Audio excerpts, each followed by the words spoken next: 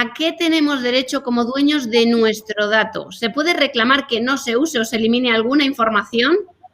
Sí, claro que sí. Es decir, tenemos que tener claro que todas las personas, todos los ciudadanos tenemos un derecho fundamental a la protección de datos de carácter personal. De hecho, es un derecho fundamental autónomo e independiente de cualquier otro derecho fundamental. Está recogido en la Carta Europea de Derechos Fundamentales. Y la normativa regulatoria de protección de datos nos facilita unos ejercicios, unos derechos que podemos ejercer. Derechos de cancelación, de supresión, de rectificación, de oposición, de revocación del consentimiento, cuando yo otorgo el consentimiento. Y además, fijaos, una novedad que incorporó el Reglamento Europeo fue la obligatoriedad de las empresas de informar, cuando informan de la finalidad del tratamiento de los datos y en la recogida de los datos, del derecho que tiene el ciudadano a reclamar ante la Agencia Española de Protección de Datos si siente que algún derecho no se le está reconociendo. Con lo cual, fíjate si lo tenemos chupado. Facilísimo es poner una denuncia ante la agencia, primero reclamar a la empresa que ejercite y le facilite el ejercicio de su derecho y si no, pues reclamar ante la Agencia Española de Protección de Datos. Surgió la figura del delegado de protección de datos, una figura que tiene la facultad y la responsabilidad de supervisar el cumplimiento normativo para su organización, que hace un poco la función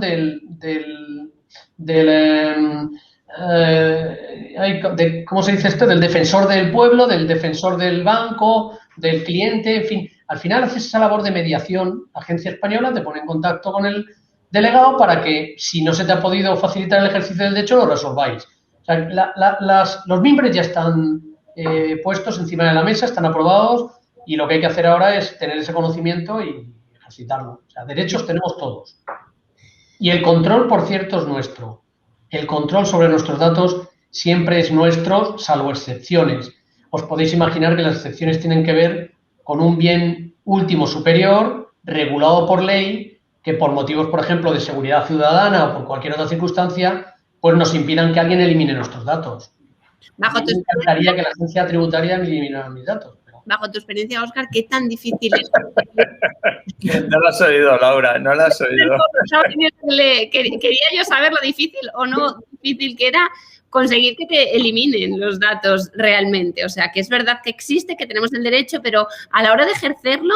Sí, mira, cuando es en el mundo de las redes sociales o en el mundo de Internet, surgió el famoso derecho al olvido. El derecho al olvido es una derivación del derecho a la oposición al tratamiento de los datos.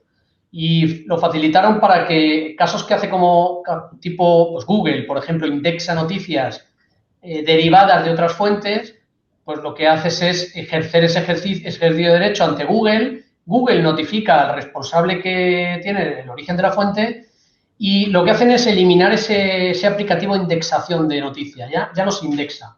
Y luego tú ejercitas el derecho con el otro responsable porque, ojo, puede existir que el responsable tenga un derecho a poder mantener esa información y no eliminarla. Porque puede haber el derecho a la información y es un derecho que un poco de alguna manera se colisiona con el derecho a la intimidad y a lo mejor puede haber la posibilidad de que alguien publique una noticia porque es una persona relevante y tiene derecho a que esa noticia sea pública, aunque tú desees que la eliminen. Entonces, pero de alguna manera sí hay ese derecho a que no se indexe tu noticia, sobre todo cuando es una noticia antigua que te puede afectar y te puede hacer un daño. Está todo marcado ya, ¿eh? En la ley está ya todo marcado. Vale, perfecto. Pues, Abel, como era una cosa técnica, a no ser que tengas algo que decir, voy con la siguiente.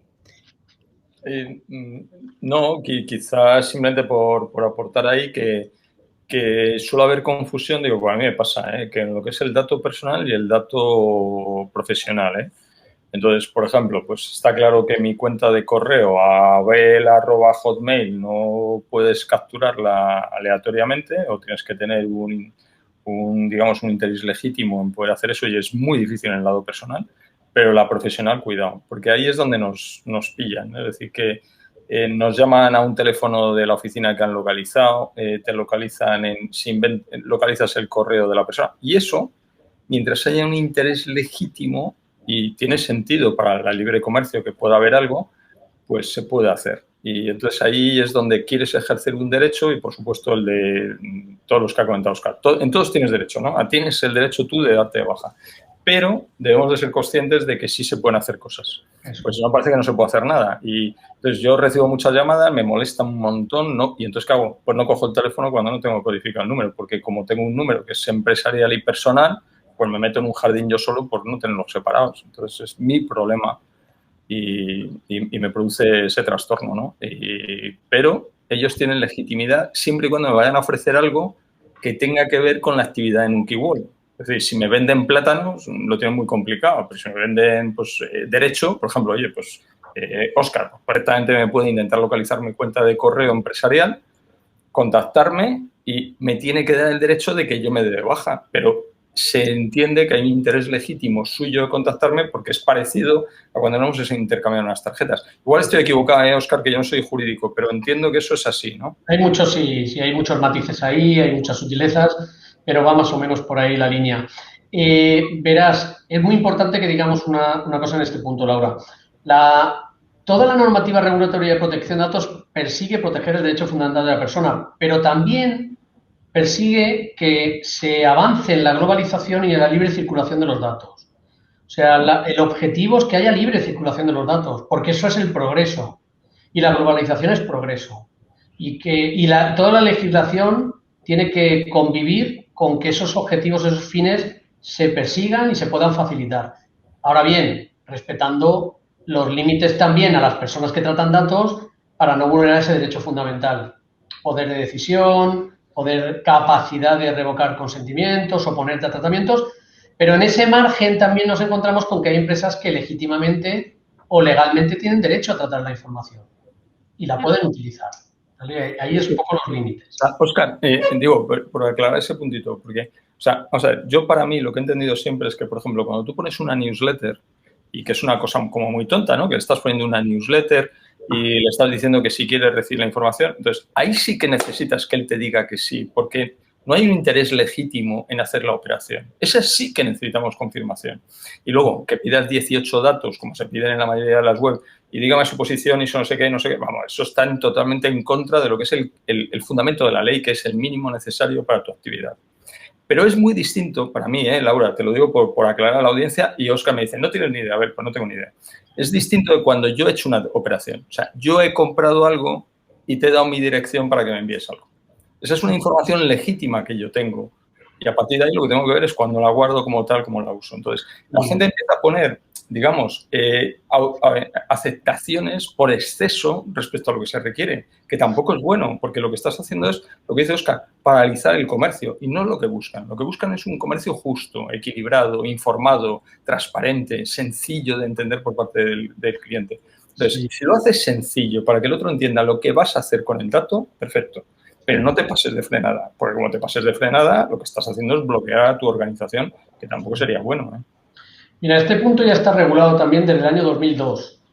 Tenemos una ley que se llama la Ley de Servicios de la Sociedad de la Información, las comunicaciones electrónicas, y el artículo 21.2, bueno, el artículo 21 dice... Ese es el que he dicho yo, ¿no, Óscar? Ese es el que mencionó yo. Ese lo has mencionado tú. Dice que para poder mandar comunicaciones comerciales necesitas el consentimiento previo. Y el consentimiento previo debe ser informado. Pero, por otro lado, te da una excepción a ese consentimiento y es el hecho de que ya hayas mantenido una relación jurídica con él, proveedor-cliente, y siempre y cuando los productos que le vayas a comercializar sean productos similares, iguales o similares en las comunicaciones comerciales a los que han formado parte de la relación jurídica. Productos, servicios similares.